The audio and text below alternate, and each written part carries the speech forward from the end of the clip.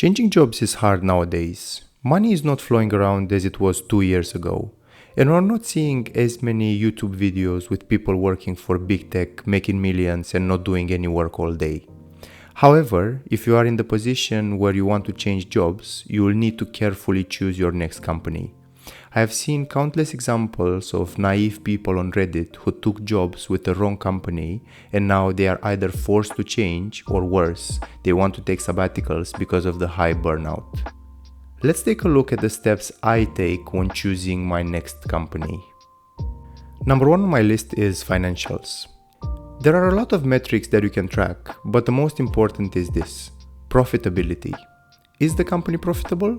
When did the company become profitable? This metric will give you a lot of insight into the company's values and way of operating. I often like to categorize companies into three main buckets. There is the startup burning cash bucket, there is the mammoth organization which is making money bucket, and there is the somewhere in between bucket. This is a broad generalization, but let's go with this approach.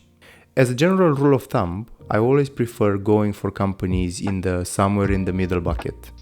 If you go for the extremes, you might be overworked and underpaid, or simply not learn anything and hate your life. Also, the company you are joining shouldn't necessarily be profitable, but at least have a clear path to profitability or enough customers and hype around them to keep growing during your tenure. Now let's talk about money makers for a second.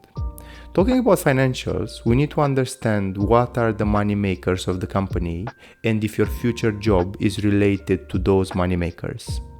If it's not even remotely close, it might not be a good sign, and if you have to choose, I would look elsewhere because of potential layoffs in case shit hits the fan. The second point on my list is salary and benefits. Levels.fyi is a good place to start. Glassdoor is good if you are in Europe.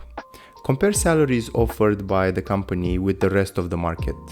Red flags would be at both ends of the spectrum. If the salary is too low, you won't want to work there because of motivation, growth, etc. etc. If the salary is too high, it might mean a poor work-life balance and potentially under-dimensioned teams. If you are motivated and excited about the company, I would take it in this case, but I would research further to know what I'm getting myself into. A good thing to discuss here is stocks. There might be startups offering stocks as part of the compensation package. Everyone needs to do a lot of due diligence here. Even in a happy event of the company doing an IPO or getting acquired, there are chances your stock is going to be less valuable than you expect. There are countless resources about this, but the sentiment is generally negative about relying too much on company stock when we're talking about a private company or a startup. Number 3 on my list is tech culture of the company.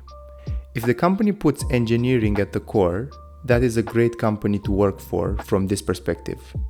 It will enable you to grow and constantly improve. Career-wise, this might be a smart move if the previous 2 points are good.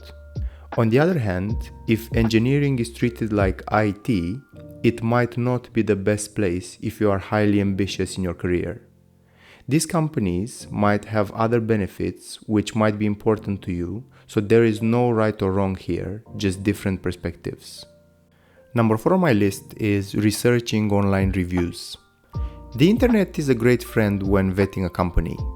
Look for reviews from clients, employees, former management, and the overall sentiment in the market. I believe former employees might have the best insights when it comes to companies. If the sentiment is good among former employees, it is definitely a good company to work for. They don't have any incentive to lie or sugarcoat things. Then there are clients.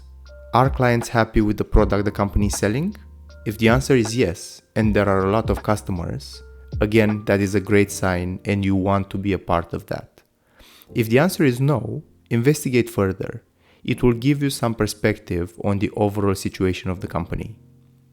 Also, sentiment in the market is pretty important as well. Of course, you don't want your future company to be a meme stock or have a bad reputation overall. See crypto firms these days, for example. Even if this is the last point on the list, don't overlook this step, as it should be pretty crucial in the decision-making process.